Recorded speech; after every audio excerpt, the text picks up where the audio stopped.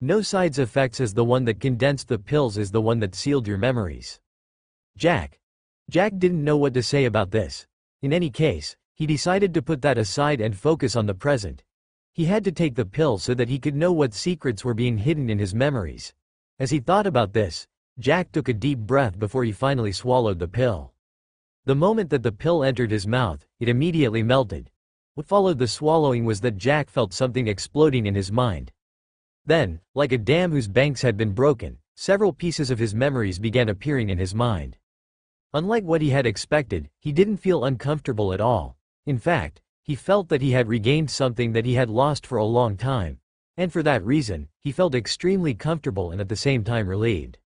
In his memories, there was an image of another person appearing in his mind. This person was there since he was 3 years old and they had been doing a lot of things together. She held a special position in his heart, second only to his mother's. Jack's heart raced as he went through the pieces of his memories that were now coming back to him. The good times of his childhood, the time that he didn't know anything about his situation in the Alfonso family. At that time, there was someone that he could spend his time with. What really made his heart beat faster was the fact that this person was none other than Celine. She was the one that he had spent his childhood with. That was until his memories got sealed. From then, he turned extremely cold because he had lost his mother and someone else that was so important to him. Jack finally understood why there was a sense of familiarity when he met with Celine. It turned out that this was because the two of them had grown up together. He finally understood why he had the impulse to strangle Ben when he stated that he was the one that was going to dance with Celine. Jack took a deep breath. He didn't need a genius to tell him that the other pill belonged to Celine.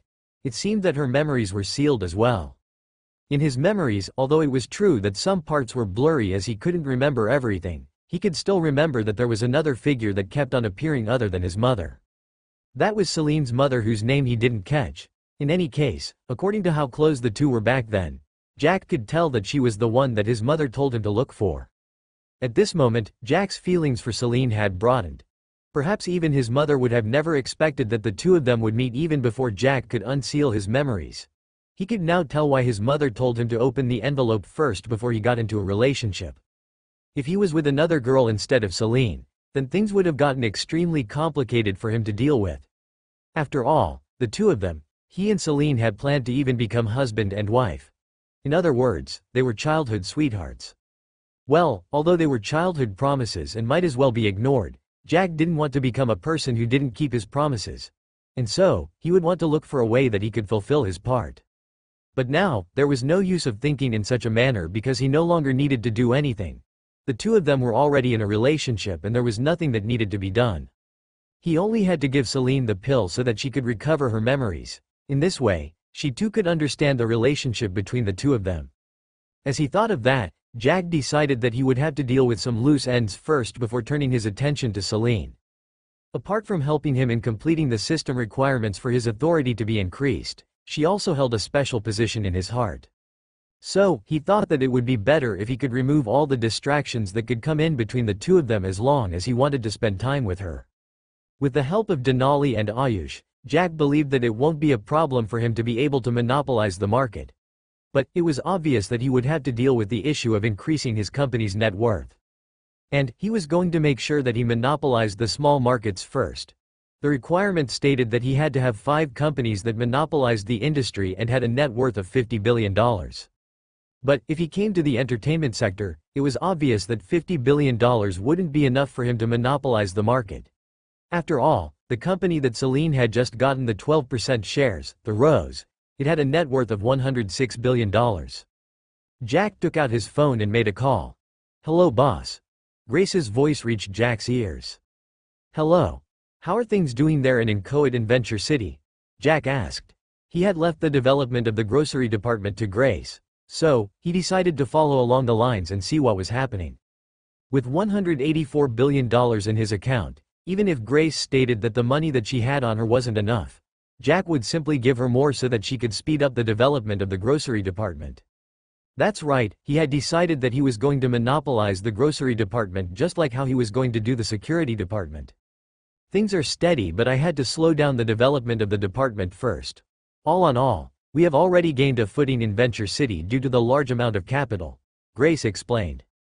Jack nodded when he heard this. Then, after he thought of something, he said, "You should be having a few people coming to the business overlord building soon as they are going to be in charge of security. You can ask them and cooperate to make sure that nothing goes wrong. Another thing that I would like to know is the issue concerning funds. I want you to speed up the expansion of the grocery stores. No matter the amount of money that is needed, don't be afraid of spending them. I want you to monopolize the 2 cities in the grocery department by the end of this month," Jack stated. This time, he had decided to set a target that had to be achieved. He was going to provide all the capital that was needed. Even if he had to buy the competitors' stores, he would, as long as he could monopolize the market in the city. "That's going to make us spend more while earning less," Grace stated. She could analyze something like that due to her experience.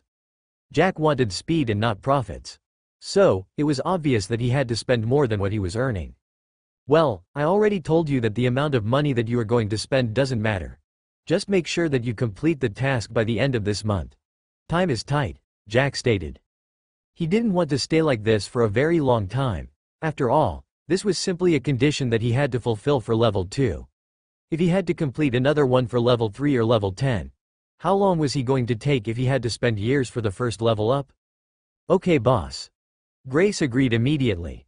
Although it was true that Jack was putting her under a lot of pressure by asking her to monopolize the market in less than a month, she still had confidence in herself. The reason behind this being the fact that she was someone who wasn't used to being supervised closely. All she wanted was to be assigned the duty, given all that she needs and wait for the results. And that was exactly what Jack was giving her. He had given her the ground, the resources and the connections that she needed in order to complete the task. What she loved the most was the fact that Jack trusted her to do this. Since he handed over the grocery department to her, he had never interfered other than the time that there were a few goons that tried causing trouble for the stores. But that would no longer be a problem because there was going to be a security department on which she could depend on in order to take care of such a situation.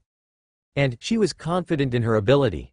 Since Jack didn't care about the profits for the time being, she might as well spurge the money that he had given her in order to establish the best foundation that would be a good source of money for Jack.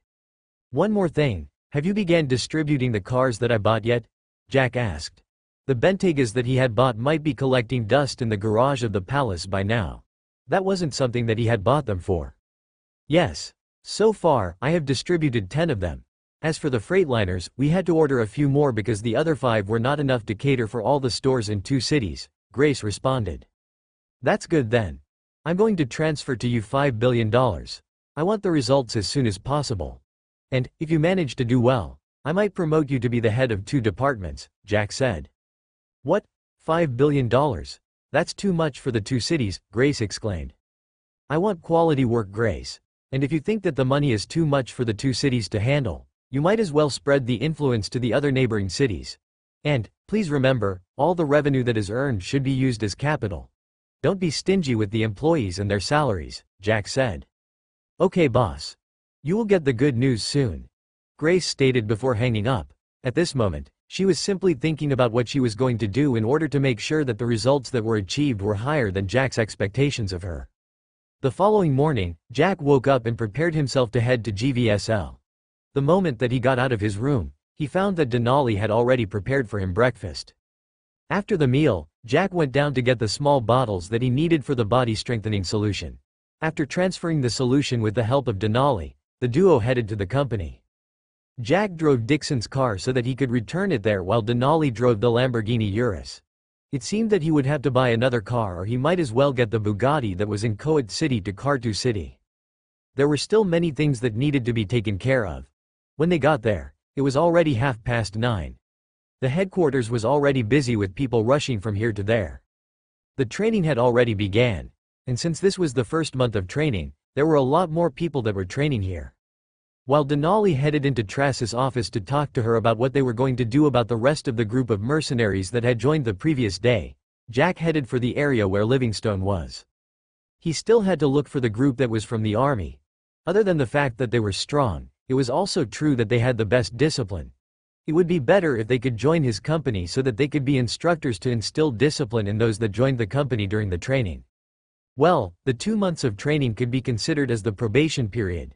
The training that they were taking wasn't just about running around, it was also a matter skills that they would require for them to be referred to as professionals.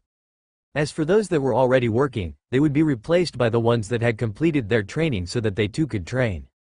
As for the matter of getting clients, that was something that Jack never worried about.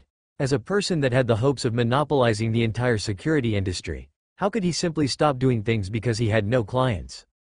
He would just steal the clients of other security companies before kicking them out of the market. He could as well poach their best staff. Since he was supposed to monopolize the industry, he might as well go all out. Anyway, that kind of means was going to be used on only those that dared to play dirty with him. As for the reason as to why he was going to see Livingstone, although he had instructed Tracy on what to do, he was just curious about the people that Livingstone had brought. And although they had yet to meet Denali, he might as well try making his assumptions of the character before Denali did. Perhaps he might catch the trick behind her ability?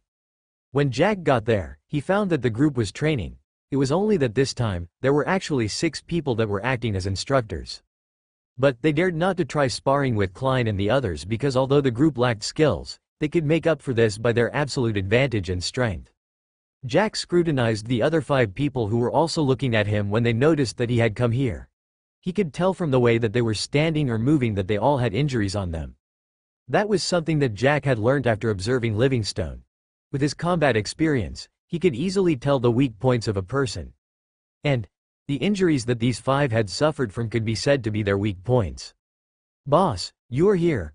Livingstone stopped trying to teach someone some basic fighting moves and headed towards Jack with a smile on his face. Now, he no longer referred to Jack as Mr. Jack. Instead, due to the favor that Jack had done him by restoring his fighting ability and improving it further, he was more than willing to refer to Jack as boss.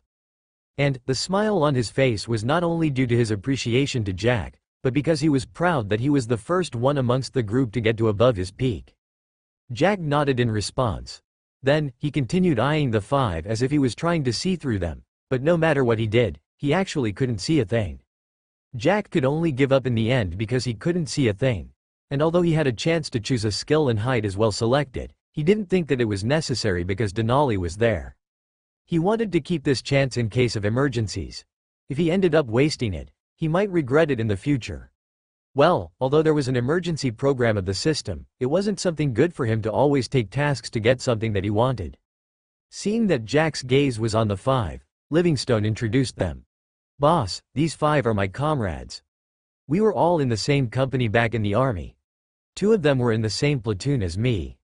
Back then, we were ambushed by our enemies. As a result, we had a bomb that went off, injuring and killing some of the members of the company. What followed that was a rain of bullets that then cleared another comrades of ours. I was unlucky to suffer from the rain of bullets and 3 of them suffered from the same. As for the other 2, they suffered from the aftermath of the blast that led to a lot of gravel and splinters that pierced their bodies." As Livingstone spoke, Jack could detect the anger and sadness in his voice.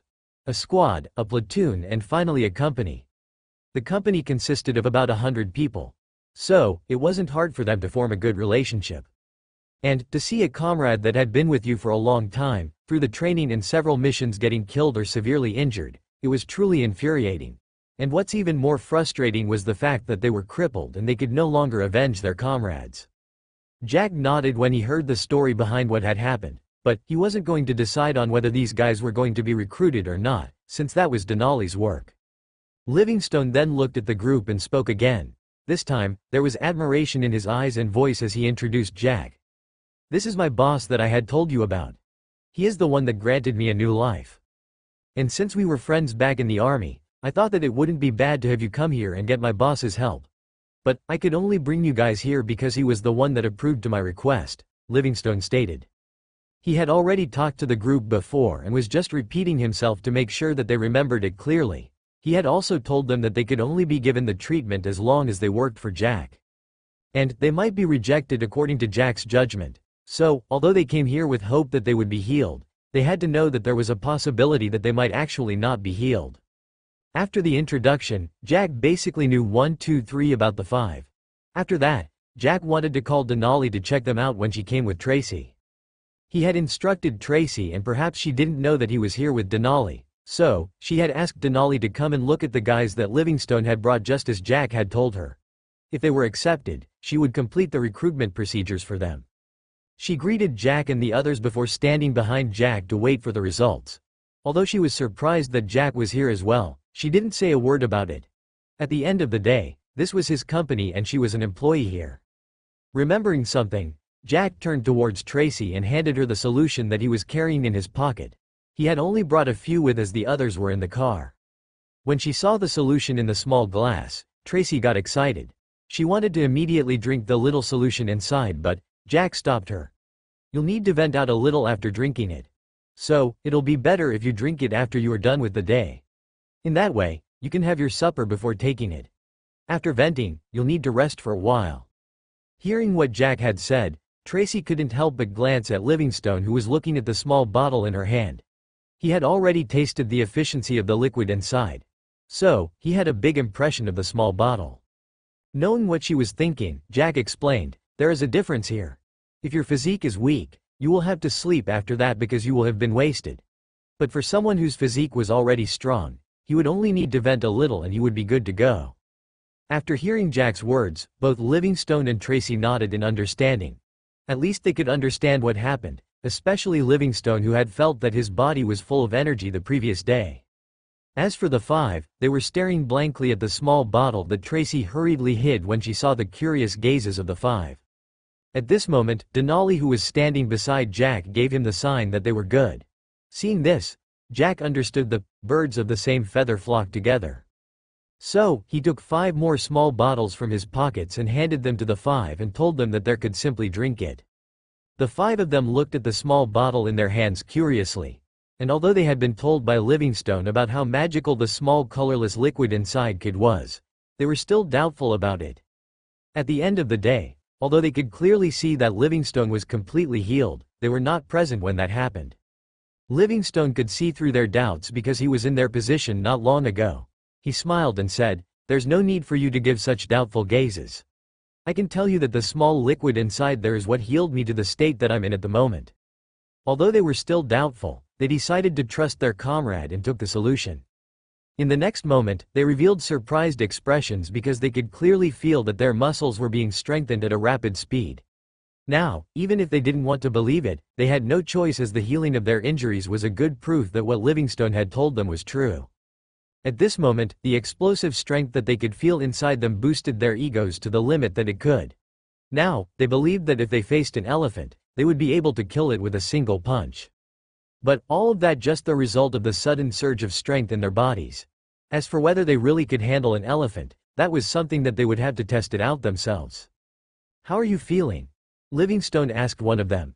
But instead of answering, this guy attacked him instead.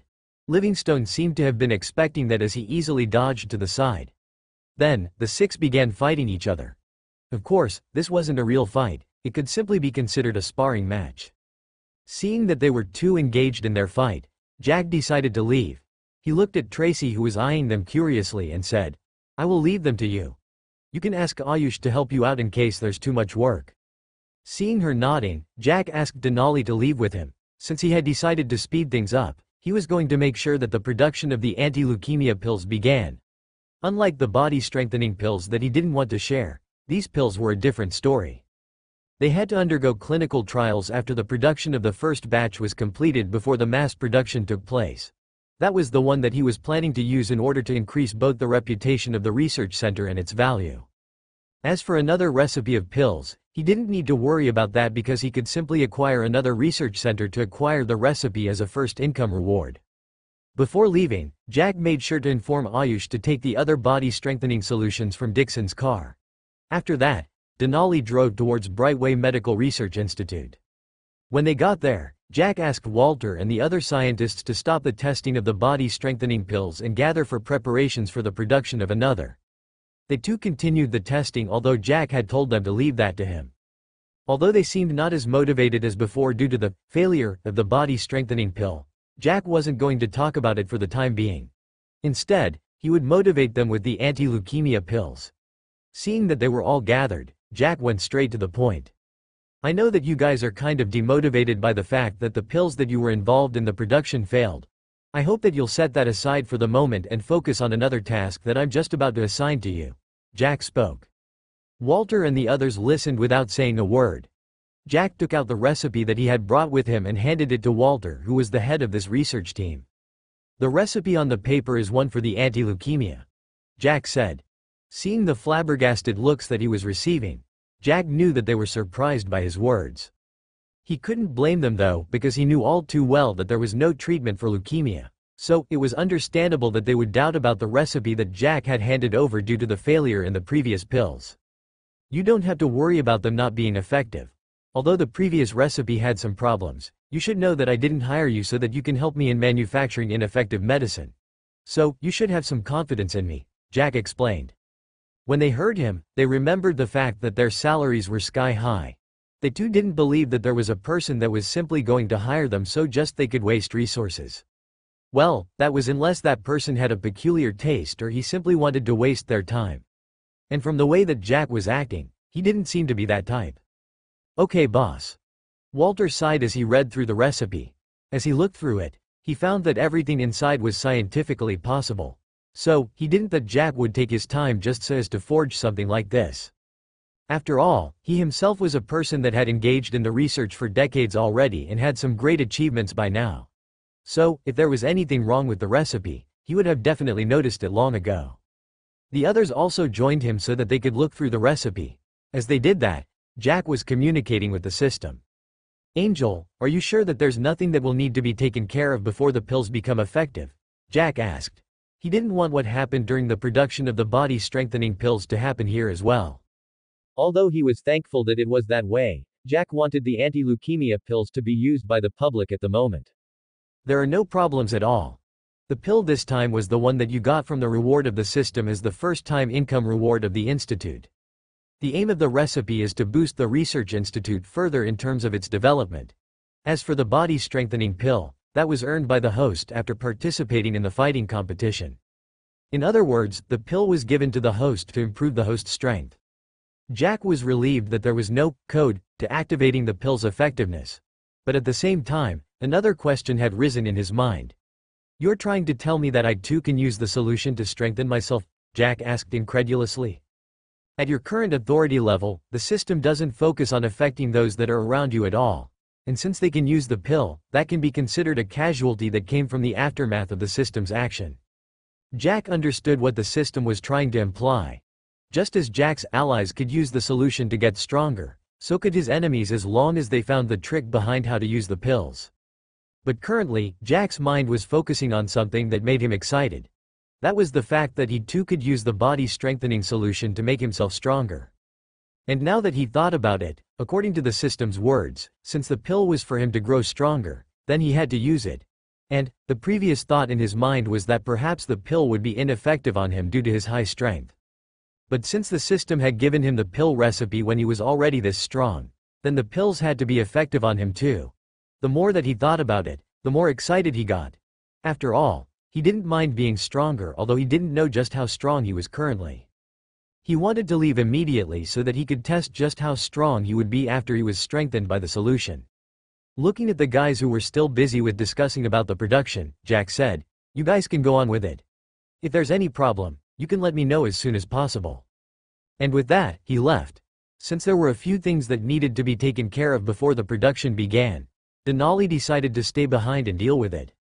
As for Jack, he decided to leave immediately because he was getting impatient about trying out the solution. He had seen others getting stronger and stronger, but he also wanted to taste the feeling too. After all, the perverted expressions that these guys put on after taking the solution made him curious. He didn't want to go that far. He stopped the car in front of a gym and took the solution. Since he already knew that he was supposed to vent after taking the solution, he was prepared. After gulping the whole thing down his throat, Jack waited for the reaction that was supposed to come. After gulping the whole thing down his throat, Jack waited for the reaction that was supposed to come.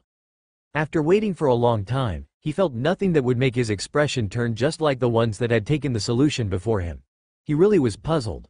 Could it be that the solution wasn't effective on him? But how was that possible? Angel had stated that it would work. How comes there was no reaction at all? Just as he was about to ask about it, he suddenly felt that there was an increase in his strength. But, the amount of increase was nothing big. Instead, like how he was 4 times stronger than an adult, he felt that he had become 6 times stronger. Currently, he could be said to be able to exert the strength of 7 adult men combined.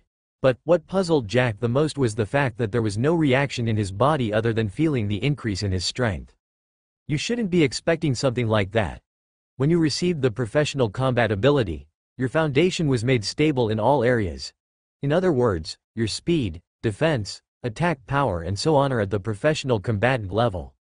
The increase of your strength now can only be equal to 1/3 of your current foundation, so it doesn't make your body react intensely. Jack finally understood. It was also at this moment that he suddenly noticed that he didn't have the impulse to suddenly vent out. And for some reason, he got disappointed. After all, he had just wasted much of his time to drive all the way to the gym. And now they were saying that it was no longer useful? Taking a deep breath, Jack decided that it was time for him to deal with something else, since the two, GVSL and BMRI, were currently stable and had someone to take care of them. Jack thought that it was finally time for him to take a look at the Glaze Hotel. He had ignored it long enough after the system helped him in completing the procedures that had to be completed. The main hotel was present here in Kartu City as well, and since that was the case, it would be easier for him to take a look before heading to the Eden residential building. With that thought, Jack drove towards the Glaze Hotel. When he got there, 50 minutes had already gone past. For some reason, traffic had suddenly shot up at this time. It was already 11, close to 12. At this moment, people were always at their working places, not moving around. What was even more strange was the fact that the cars were moving opposite him. And they really used the wrong side of the road. It was as if they were running from something dangerous. Completely ignoring that for the time being, Jack parked the car at the parking lot before he strode towards the hotel's entrance. And the place seemed to be empty for some reason. Although there were a few cars here, they were too few according to what Jack could tell. The streets were completely empty of any pedestrian. It was as if this part of the city had been abandoned. Jack frowned. This was completely against the norm of a city like this. That was especially so when this was the most developed city with the highest population in the country. At this point, even a fool could tell that there was something wrong with this part of the city. A popular street in a busy city without people? Was that normally possible? Jack stopped moving and decided to try and detect if there were any abnormalities in the area. With his strength being as strong as 7 men combined, so were his senses. Jack paid attention to anything that could be detected with his hearing, smell and his sight. As for touch, he believed that he would hear something approaching him before it touched him. And true to his expectations, Jack managed to find something that was wrong. There was a faint metallic smell. That was the smell of blood. And there were faint wailing and muffled screams that were filled with fear and anger at the same time. This made Jack's expression turn strange. Could there actually be someone that was killing another? Or could there be an accident? Jack focused further and noticed that the sound and the smell all came from the direction of the hotel. Now, Jack's expression shifted further. After all, this was his own hotel. Could there be someone that was causing trouble here? Thinking of this, Jack took his phone and texted Denali. Can you come to Glaze Hotel? No. Can you hack into their CCTV footage from there and see what's going on inside there? After that, Jack wanted to wait to know the situation inside before going in. But it seemed that somebody wasn't going to allow that to happen. Hey you! What are you doing there? An arrogant voice reached Jack's ears, accompanied by the sound of footsteps heading his way. Jack turned around and looked at the person that had called him. This person was wearing all black. Even his face was covered by a mask that only revealed his eyes. In his hands, there was an Arkansas 15. Jack could immediately recognize the gun due to the fact that he was a professional combatant. So, the gun skills and so on were already merged in his memories. All that he needed to do was to think about it and he would be able to get the information that he wanted. From the way that he could see it, Jack realized that the gun was loaded and the guy was holding the trigger, aiming towards him. He was ready to shoot. Seeing that Jack hadn't responded, the guy asked again. I asked, "What are you doing here?" Jack finally noticed something. This guy's accent was definitely not like the ones that he had met before. In other words, this guy was definitely a foreigner. But what was an armed foreigner doing in his hotel? That was a question that Jack was asking himself. The guy got angry that Jack was not replying to him. It seems that you are dumb. If so, it won't be bad for me to increase the number of hostages here. As he spoke, he looked at Jack and said in a domineering manner, "Put your hands in front and walk towards me." Jack frowned deepened further. It seemed that this guy wasn't here with good intentions. And what was even more irritating was the fact that this guy had actually targeted his hotel. Did this guy think that he, Jack, was so easy to bully? Humph, it seemed that he had some work that he would have to do. As for where the police were at such a moment, Jack didn't think much of it as it wouldn't be helpful. He followed the instructions that he was given. He didn't want to test this guy any further as he might as well shoot at him. He himself wasn't sure if he was able to dodge a bullet or not, and he wasn't willing to use his life to try it out at all. Seeing that Jack was cooperating, the guy nodded. Now, move ahead of me and put your hands behind you. Jack followed and the two of them entered the hotel. But what Jack saw the moment that he stepped into the lobby area of the hotel made anger begin boiling in his heart. The reason being that the smell of blood had suddenly gotten thicker, and there was a person's corpse that was lying at the door. This corpse's dressing code indicated that before he died, he was a waiter here.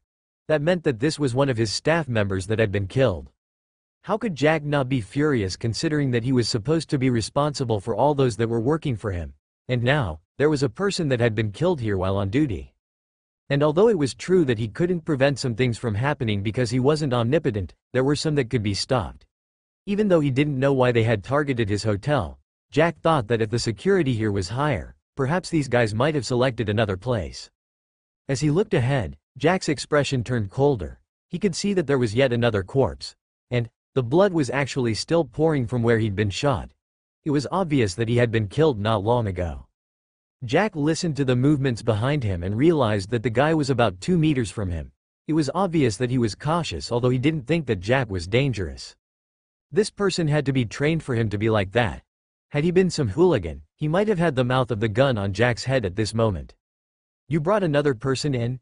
I thought that there would be nobody else around this area by now?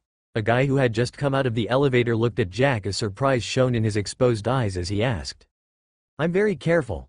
From his movements, I can tell that he's not trained at all. In other words, this is an ignorant fool that was so curious about what was happening here and decided to come here and take a look.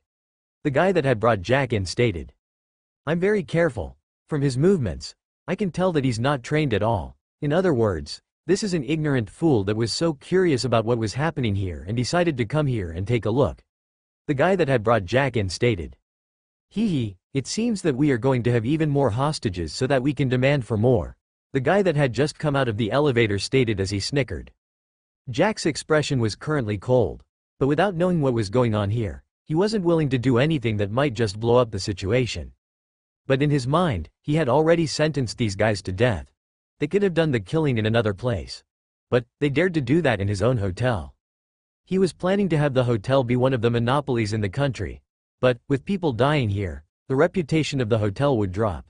As a result, there would be less people that would dare to come to the hotel to dine. After all, if a person heard that the hotel was targeted by a certain group and there were several people that died there, then it was obvious that many of them would be scared to go there. Take him to the second floor so that he can join the others, the guy stated to the one that had brought Jack. Jack didn't do anything strange and simply followed what he was told. He got into the elevator with the guy, his expression being like that of a plastic doll. No shift of emotions could be seen.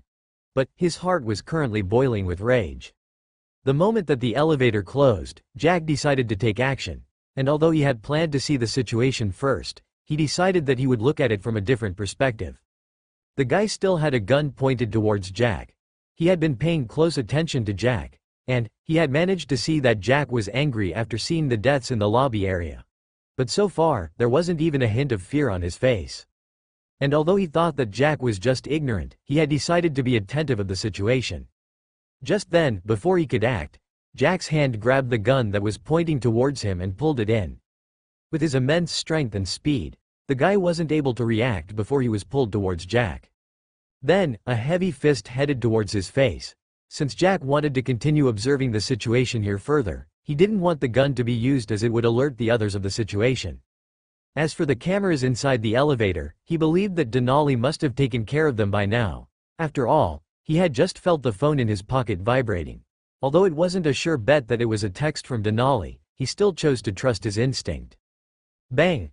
Jack's fist ruthlessly smashed into the guy, making him lose a grip of the gun that he was just about to pull the trigger.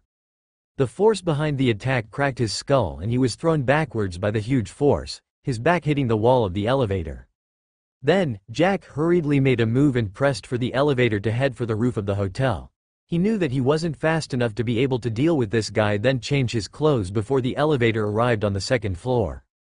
As for whether the elevator would stop on the second floor first before heading to the top floor, Jack decided to put that aside for the moment. Before the guy could react due to the suddenness of the attack, and the pain that was already going through his body from the attack, Jack had already gotten in front of him. Then, a rain of punches landed on the guy. Jack didn't pull his punches at all. Since they were cruel, he too would be cruel to them.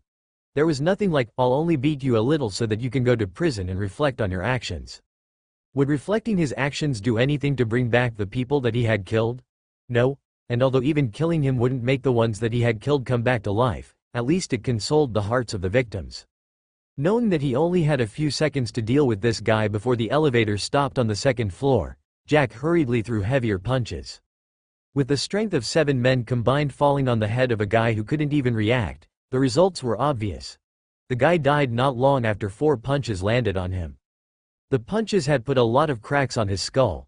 Furthermore, the heavy force of the punches had shocked the brain and led to internal bleeding. In the end, although the guy was cautious of Jack, he still ended up dead. When Jack saw that the guy was already dead, Jack went ahead and pulled him so that they hid on one corner of the elevator.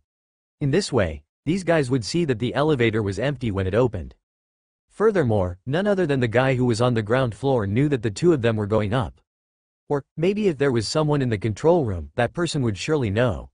But, Jack didn't think that he would know what was happening in the elevator. Looking at the light that showed that they had arrived on the second floor, Jack took a deep breath before holding his breath. He didn't do anything that would speak of his presence when they got there. But against his expectations, Jack saw that the elevator wasn't stopping at all. Instead, it kept moving higher. This was a great surprise to him. Jack hurriedly took out his phone and looked at it. True, there was a message from Denali. "Master, there are a total of 14 armed people in the building. They all have AR-15, pistols and daggers. All the customers and the staff members are held on the second floor at the moment." After reading it, Jack couldn't help but get impressed by Denali. She was so fast in that she had already looked into the hotel and knew how many people were here and what weapons they had on them in less than 5 minutes. He smiled. Since Denali was the one that was in control at the moment, Jack didn't need to worry about being found that easily as long as he didn't expose himself and followed Denali's instructions. He no longer needed to disguise himself as one of them. He could use Denali's help to find more information about the situation inside there. As for what he would do after getting the information, that would of course be to deal with the guys here. He didn't know where Denali had made the elevator to take him to. But, he trusted her as she was loyal to him. So, while waiting for the elevator to take him around, Jack took a few things from this guy. He didn't take the Arkansas 15 with him as he thought that it would only be inconvenient for him. And although he had the skills to easily handle the gun, he didn't feel comfortable using the big gun to deal with a small group of people. Furthermore, with the pistol and the dagger in his hand, he was sure that he could still easily deal with the guys here. As for their aim for attacking the hotel, he would have to ask the person who was in charge of the group here. As he thought of this, Jack managed to take all the important possessions of this guy, including the weapons and the walkie-talkie that he had on him. By the time that he was fully armed, the elevator stopped. It was on the 5th floor. Jack looked out of the open elevator and saw that the whole floor was desolate. There was nobody here. He was just about to leave the elevator when he thought of something. He went back to the corpse of the guy that he had just killed and took the earphones that he had on him. The reason as to why he took them was simple: it would allow him to communicate with Denali easily. He had previously ignited them because he wasn't in the mood to listen to music. After connecting the earphones to the phone, he made a call to Denali, who received it in a span of a few seconds. "Master, on this floor, there is one person on the staircase. He's facing the 4th floor. He's not paying that much attention, probably because he's not expecting that there would be someone here," Denali stated as soon as she received the call. Jack nodded.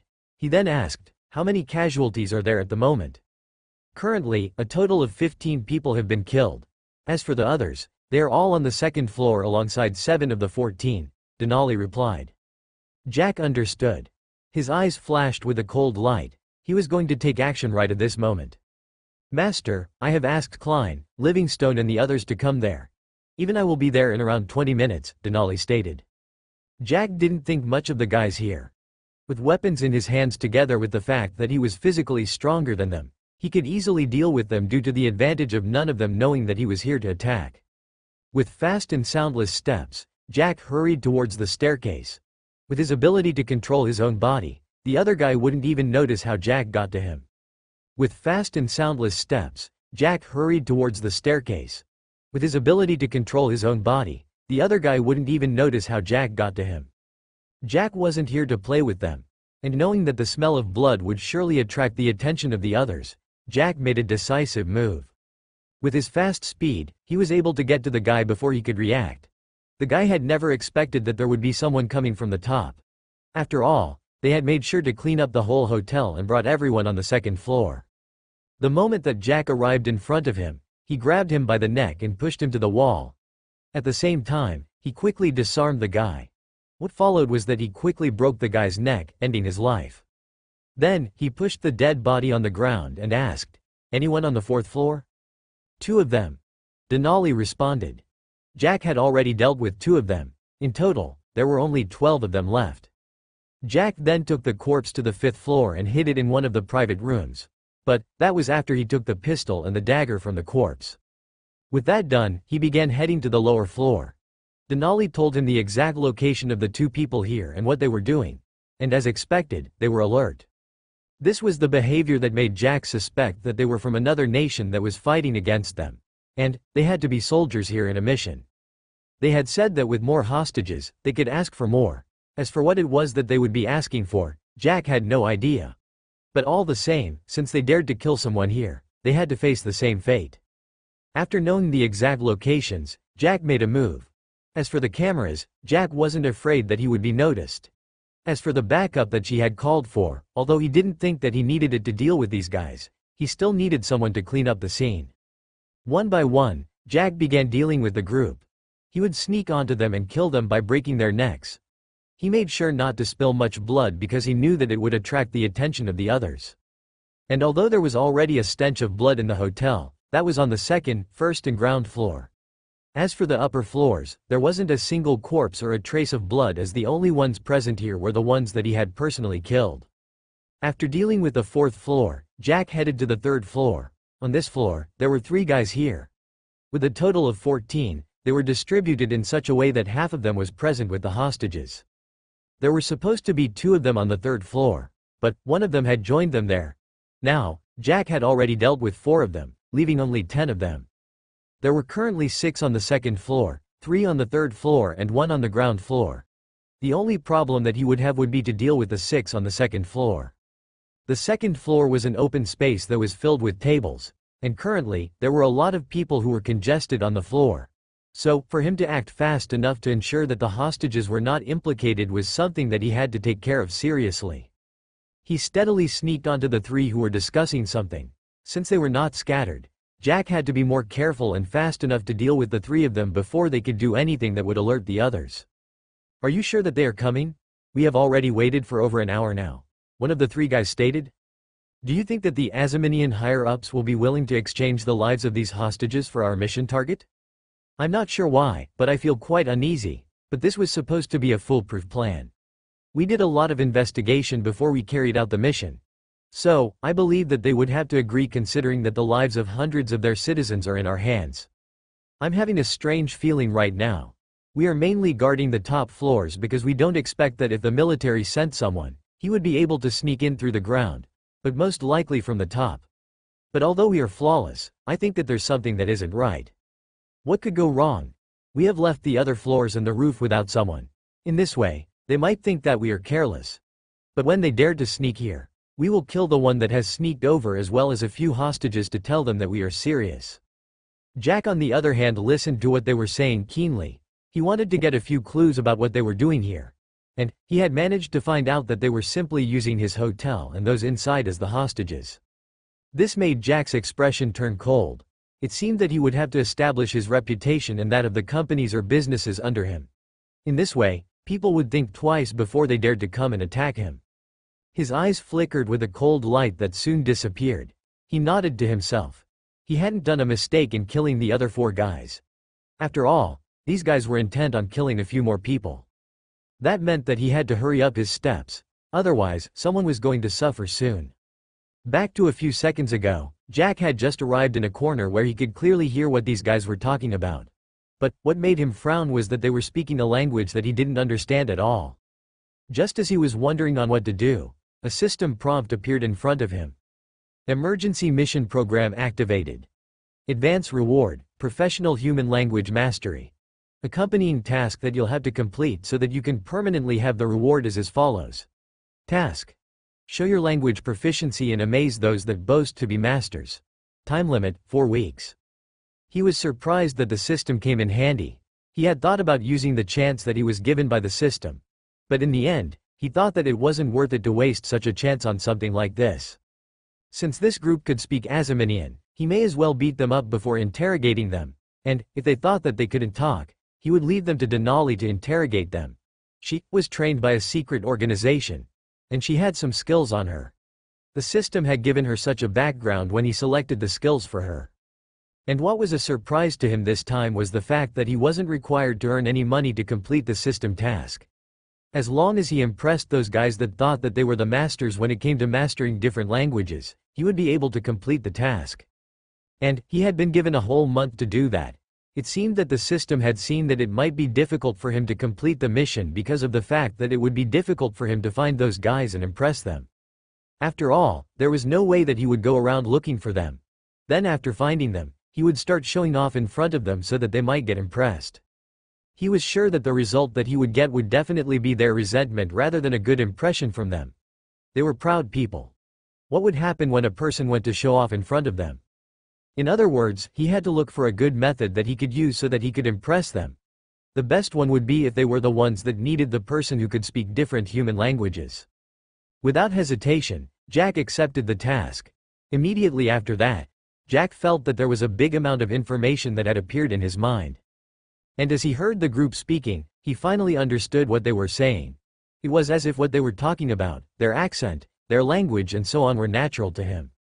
Jack decided to focus on what they were saying at the moment, but, as he listened further, he was surprised. Although these guys were sure that there would nobody that would be here and they were speaking in their own language, they still didn't mention what had brought them here. Back to the present. Jack waited for a while longer but he found nothing that helped him to know what they were talking about. So, he decided to take action.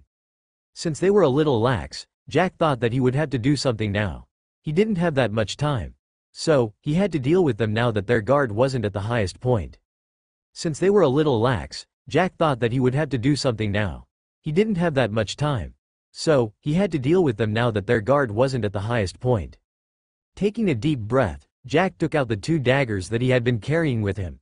The next moment, he shot out from his hiding spot and rushed towards the group of 3. His movements were so fast that the 3 failed to react. The moment that he was less than 2 meters from them, Jack threw the 2 daggers towards 2 of the 3. The daggers were thrown with great strength and the sound of the air being cut could be heard for a moment. Then, the 2 daggers lodged themselves deeply into the skulls of the 2. These guys had their eyes wide open in disbelief as their consciousness fell into the darkness. As for the last one, before he could do a thing, Jack had already gotten before him and punched hard towards his chest. The explosive force broke a few of his bones as he was thrown towards the distance. The guy's fingers weakened as he was forced to drop the fun that he was holding. Jack didn't stop at that because he knew that this guy had a pistol on him. So, the moment that the guy landed, Jack had already arrived above him. He dropped directly onto the guy's neck, completely crushing it, ending the guy's life. After he was done, Jack hurriedly took the dagger from the 3 guys before taking a position close to the stairs. He knew that the commotion must have been heard by those that were on the 2nd floor.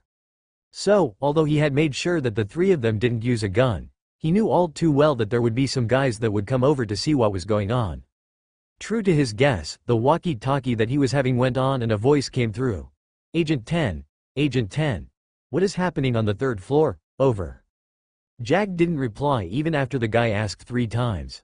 Agent 12. Do you copy? Over. The guy on the other hand asked again. Team, something happened to all those on the top floor. Hurry up and take action. Make sure that the hostages are taken care of. 2 and 7. Make sure that the lower floors are secured. 4 and 6. Make sure that the hostages are taken care of. The rest, make a move. The guy stated, giving the commands. Jack listened to all of these through the walkie-talkie that he was carrying. Of course, The commands that were being given were not in the Azamanian language. But, due to his human language mastery, he was able to understand them just fine. Knowing that they would be here any minute, Jack decided to use the advantage that he was in the dark to deal with them. Since they were coming to the third floor, he had to find a way to make sure that those on the second floor were dealt with. They were the ones that held the highest level of threat to the hostages that were present in the second floor. With that thought, he followed Denali's instructions. First, he hid the bodies of the 3 that he had killed. And although the ones that were coming would be able to see the blood that was on the floor, it would at least buy him time when they would be looking for the culprit. The moment that the 3 were coming upstairs, Jack changed his mind. Since there were only 3 of them, as long as he made sure that they didn't open fire, he should be able to make sure that those on the lower floors didn't react and kill the hostages. The moment they appeared, these 3 began looking around cautiously. Although they were cautious, since they had yet to hear the sound of guns being shot, they weren't ready to shoot. After they couldn't see their partners. If they simply shot, they might end up killing their partners instead of the enemy that they couldn't see. They had just gotten a little deeper on the floor when they noticed the traces of blood on the floor. And, some of the blood had dropped when Jack was dragging the bodies away. So, there was a clear track made of blood that the guys followed. They were now on high alert because the blood was a clear indication that there was something wrong here.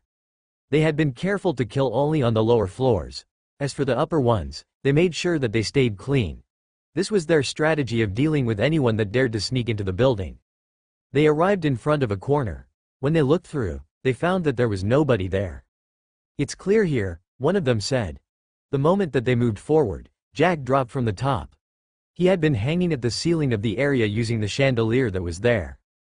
After getting onto the ground, Jack immediately followed behind them. Before they could react to this, Jack used the dagger in his hand and directly pierced through the back of the neck of one of the 3.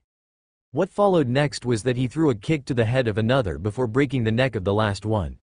Then, he rushed towards the one that had been knocked out by his kick and finished him off. He took a deep breath. Now, there were only 4 of them left. He had to finish them off so that he could get the hostages out of here, and let the cleanup begin. Jack left the 3 here and headed for the stairs that led to the second floor. Silently, he began climbing downwards. He had gotten the location of all the guys on the second floor. So, he had already formulated a plan on how to deal with them. With 2 guns, 1 in each hand, Jack stopped at the end of the staircase that led to the second floor. As long as he took a single step forward, he would be in the open. From here, Jack could hear the clamoring of the crowd. All of these people were either crying, trying to comfort others, or they were laughing madly. "Any movements from them?" Jack asked. "There's one of them that is coming your way. He should be there in about 4 seconds, Denali replied. "Okay then." Jack nodded as he put away one of the guns in his hand. If he could hide the bloody scene from the hostages, it would be better. After all, there would be those that might have trouble sleeping or eating meat after seeing a bloody scene where someone gets shot. He waited for a moment, and the moment that the guy appeared, Jack used his incredible speed to pull the guy towards him before he killed him by snapping his neck. He was sure that the other guy would come to look for this guy after seeing that he wasn't appearing after a long time. "And, do you happen to know who their captain is?" Jack had yet to forget that he was supposed to get something from these guys here. "Well, master, you have already killed their captain," Denali responded in a strange tone. "What? I already killed him?" Jack almost shouted in surprise, but he immediately restrained himself and asked in a low voice. "Master, he's the guy that you killed on the 5th floor, Denali stated. Jack was surprised. He had thought that the captain would be more experienced and would at least not be as sloppy as that guy. But that guy wasn't even putting his guard up when Jack sneaked on him and finished him off. As for how Denali knew that this guy was the captain, it was simple. Just through the footage of the recorded events in the hotel, she was able to see who was giving the commands and receiving respect from the others. "Okay, since the captain is dead, I guess we can have the assistant captain to tell me what I need," Jack stated and waited for a reply. "He's amongst the 3 that you just killed on the 3rd floor before you came down," Denali replied. He was now in a kind of luck where he had actually killed those that might know the most vital information. It seemed that he would just have to do with the ones that were present at the moment. As he thought of that, Jack was ready to make a move. "Agent 6, what are you doing there for so long? Over," Jack heard the voice from the walkie-talkie. Luckily, he had reduced the volume. Otherwise the ones on the second floor might have heard him. He remained silent without replying. "Captain, do you copy over? The guy asked again.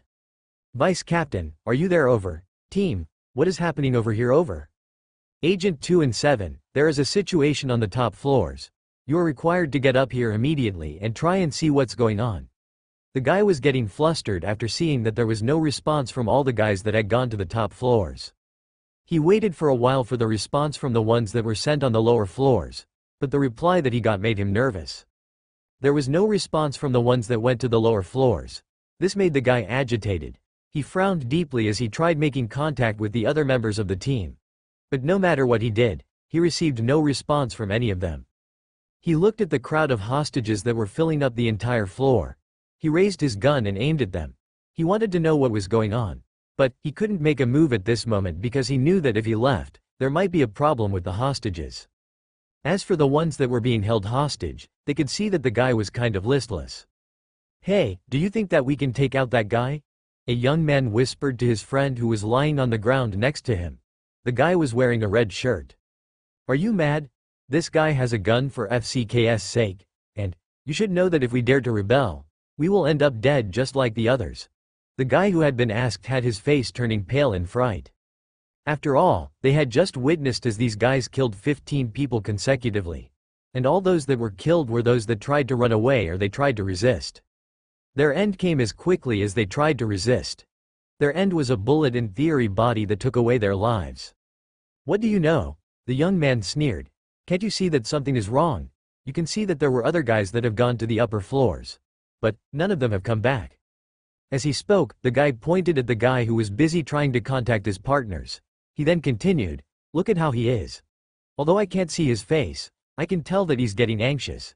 Since he seems not to be able to reach the others, it can be seen that he might be the only one that is a threat for us here.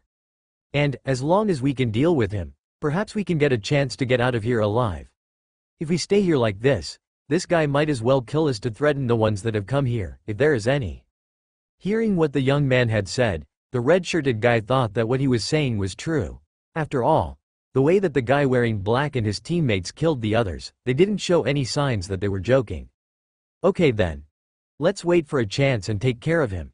The red-shirted guy nodded after thinking for a long while. And so they waited. They could see that the guy was getting more agitated as time went by. Then, just as the guy was some distance from them and he was facing the other side from them, they nodded at each other. Then, the two of them pounced forward. They wanted to tackle the guy before taking the gun from him. They believed that if they attacked first, the others that were here would also take action and take care of the guy alongside them. But, it seemed that these two had overestimated or had underestimated their opponent. That was because the moment that they made their move, the guy who wasn't paying much attention to them made a move. Get lost, you asshole, I'm going to kill you. The two shouted as they charged forward. He turned around and threw a kick, throwing the young man back. As for the red-shirted guy, he was given an uppercut, making him bite his tongue. They weren't the only ones that got stunned. After all, even the other hostages had never expected that there would be someone that would be brave enough to make a move in such a situation. As for the two that had made a move, they had never expected that the guy whom they thought that he wasn't paying attention could easily deal with them. Not only was he fast, but he was incredulously strong. With the speed that they had moved in together with the element of surprise, they had thought that they would be able to get the guy off guard. But they had never thought that the guy would be this extraordinary and react even in such a situation. You two pieces of sh*t. How dare you try to rebel? It seems that you don't care about your lives anymore. The guy who had been agitated that his teammates were not responding, was furious that there were a few guys that were trying to sneak an attack on him. He raised the Arkansas 15 and pointed it towards the two guys. He was ready to make a mesh out of these two. The two were frightened. They crawled backwards and almost pissed themselves. As they stared at the gun that was pointed towards them, they were shivering in fright. The guy was just about to pull the trigger when he suddenly felt great danger. Before he could react, something came from nowhere and hit the gun that was in his hand. It was as if the one that had thrown out that object had the aim of knocking the gun from his hand. And so, although his finger was close to the trigger, he didn't manage to pull the trigger. The guy turned around to look at the direction that he had felt that the object came from. He was just about to shout and ask who it was the one that had attacked when suddenly, he felt that there was some movement coming from behind him. Just as he turned around, he met a punch on the face. He was stunned as he staggered backwards. And then, from behind, He felt someone kicking him. He was forced onto the ground, out cold as he couldn't handle the 2 hits. The crowd that was on the second floor couldn't believe what had just happened. As for the 2 whose lives almost ended, they heaved a sigh of relief, but their eyes remained wide open as they too didn't know what had happened here. Jack looked at Denali, who was in front of him, and gave her a thumbs up. Good job there. He knew that she had taken care of the guys on the lower floors, thus saving him time and effort. After he had taken care of the guy that had headed his way, he looked at the other. He was planning on charging forward and taking care of him whenever the chance presented itself. He had never expected that there would be 2 brats who were so hot-blooded that they thought that they could take care of the distracted guy. Although they were not wearing any military uniform, Jack could tell that these guys were trained. They could have shown their skills had they faced their fellow soldiers. But, in front of Jack, they could do nothing other than being taken out one after the other. When he saw the actions of the 2, he couldn't help but give himself a face palm. These 2 were so idiotic. They were sneaking on a guy who was trained. And, their sneaking wasn't even supposed to be called sneaking. They were rushing forward with loud steps. And, they were actually yelling while attacking. Who the hell does a sneak attack in such a manner? Jack waited, and true to his expectations, the guy in black reacted in time and kicked and punched the 2 away. And although the 2 were seeking death by trying to attack, Jack couldn't let them die. They were trying to find a way out, but they were stupid. Furthermore, they were in his hotel, thus were his responsibility. So, he took out the dagger that he had gotten from the last guy that he had killed. Then with great precision, he threw it, aiming for the gun that was pointing towards the 2 youths. Luckily, Jack had managed to aim and throw the dagger just before the guy pulled the trigger. And with the great amount of force that came from his arms as he threw the dagger managed to knock the gun from the hands of the guy. Furthermore, the guy had never expected that there was someone that could target the gun in his hand. Jack then got from behind the wall and headed straight for him. But, he was surprised that Denali came in at this moment. She punched the guy, throwing him towards Jack. Jack in turn kicked the guy, knocking him out. Have you dealt with the ones that were on the ground floor? Jack asked. Yes. I have knocked them out already. Klein and the others will be here any minute from now. Denali nodded her head and responded. That's good then. Jack was relieved. With the 3 of them alive, perhaps he would know the reason as to why they had targeted his hotel. And if this was the work of his competitors, then they would be in deep trouble, because he would make sure that they would pay the price of offending him. Hey, what just happened? I think that guy was just about to shoot and was beaten up soon. Are we saved now? Perhaps?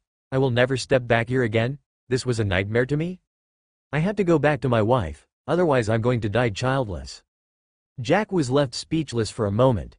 But, he understood their situation. At the end of the day, they were put in a situation where they could lose their lives in the next moment. So, for them to be allowed to release their fear, they could say whatever was in their minds at the moment. Denali, just take of the situation here. I would like to meet with the top management after everything is done, Jack stated. Yes, boss. Denali nodded. Denali, just take of the situation here. I would like to meet with the top management after everything is done, Jack stated. Yes, boss. Denali nodded. After deciding to leave everything to Denali, Jack decided to take a few rounds around to the hotel to make sure that nothing was out of place. He didn't touch the bodies that he had disposed of. Well, it could be said that he had hidden them away, as that was going to be the work of Klein and the others. Around 5 minutes after Jack was out to look at the structure of the hotel, Klein and his team arrived at the scene. They weren't the only ones though. There were many others who have arrived about it before them. These were mainly the military who had just gotten to the scene. And to say the least, they were flabbergasted by the scene where people were leaving the hotel one after the other. They had already received information that there was an attack here. According to the intelligence report, all those that were present in the hotel who were held hostage. As they were coming here, they were expecting to have a fierce negotiation with the perpetrators. But now what they was saying was completely different from their expectations. Could it be that these guys have decided to let them go? One of the assistant captains asked. I don't believe they will do that easily. From their demand, it is obvious that they were serious about what they were talking about. So it is impossible for them to just give up without having a good reason for that. The captain shook his head in response.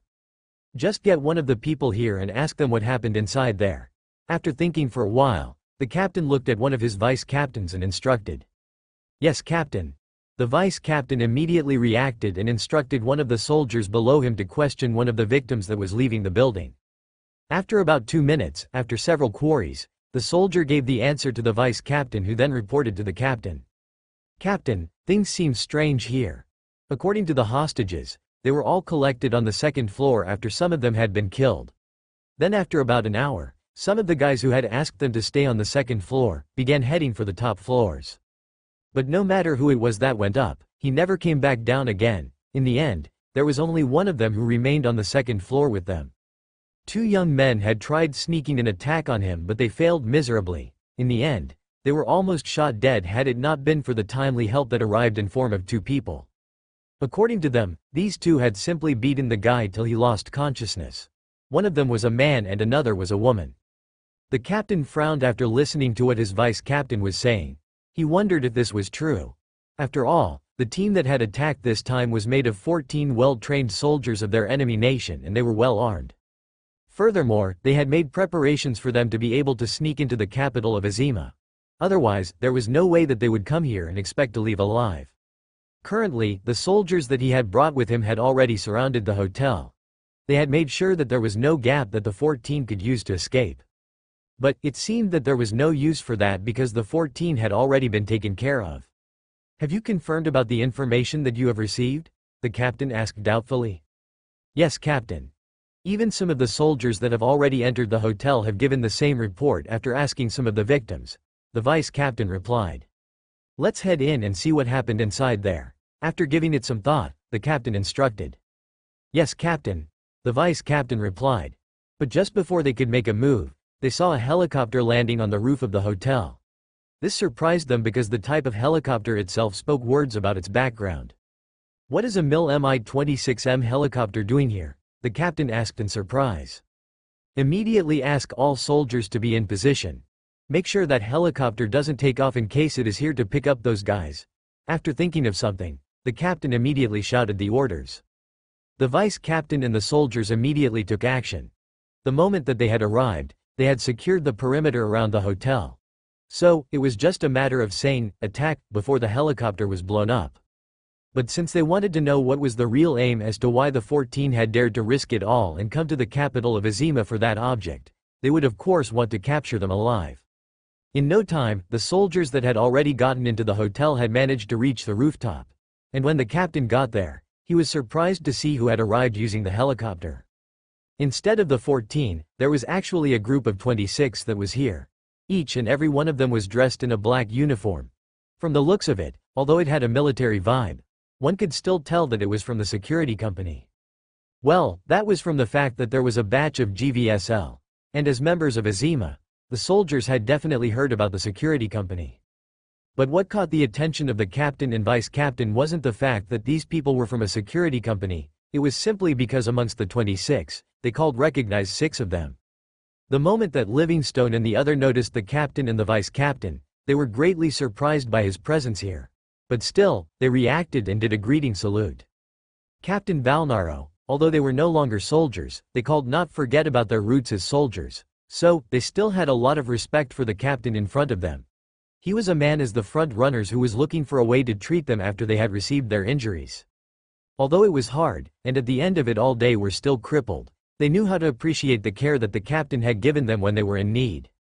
"You guys, how come you look okay? Weren't you injured?" After nodding to the greetings, the captain asked perplexedly. Livingstone chuckled and replied, "Well, that was how it was supposed to be. But we were lucky enough to encounter someone who helped us out. Not to mention getting back to our peak condition, we have surpassed our previous selves."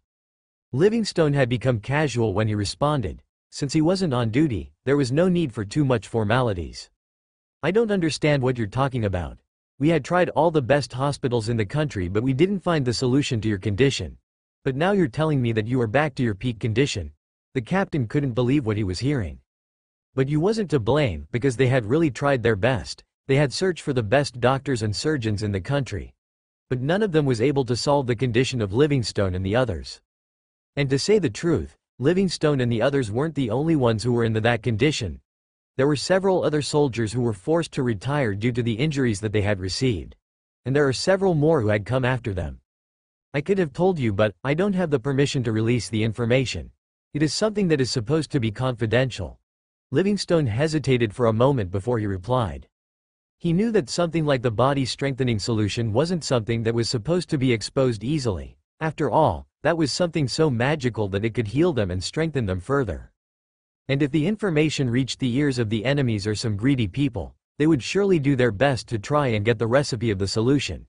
And this was not something good for Jack. Valnaro frowned upon hearing that Livingstone could not disclose the information. But as a soldier, he really liked to get his hands on the information. Not only would it save a lot of soldiers who were forced to go to retirement, it would also strengthen their forces. He was just about to try and ask further, when he was interrupted by a soldier who was bringing a report. "Captain, we have found that out of 14, 11 of them are dead and 3 of them have been captured," the soldier reported. What? Not only the captain, but even leaving soon and the others so surprised. When they arrived, they had seen that the area was surrounded by many soldiers. So, they had thought that the soldiers were the ones that had dealt with the situation here. But from the looks of it, they too had found that the situation had been already handled. This puzzled them because they didn't know who did it. "Livingstone, do you happen to know who has taken care of the attackers?" Valnaro asked. From his point of view, since Livingstone and his team were here, they had to have some relationship with the hotel. So, perhaps they knew who had taken care of the 14 people who had attacked today. "Livingstone, do you happen to know who has taken care of the attackers?" Valnaro asked. From his point of view, since Livingstone and his team were here, they had to have some relationship with the hotel. So, perhaps they knew who had taken care of the 14 people who had attacked today. Livingstone and the others were puzzled when they heard this. They had thought that since the army was here, perhaps they were the ones that had taken care of the situation.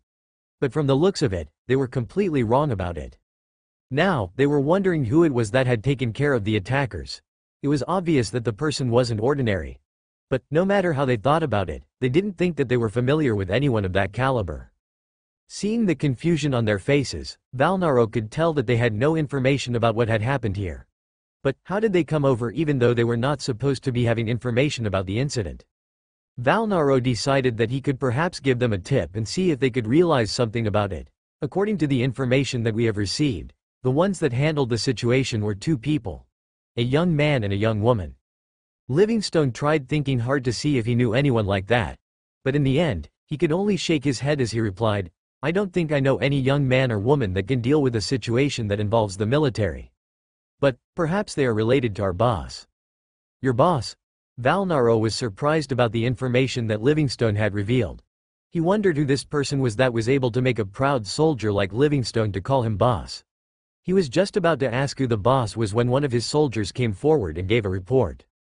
"Captain, there are 2 people who are resisting to give the report about what happened here, and neither are they cooperating with us in the investigation of what really happened here," the soldier stated.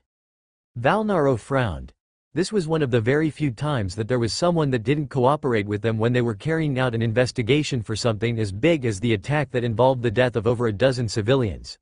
Most of the times, these few people were mostly the spies or the perpetrators and were intention not revealing the information.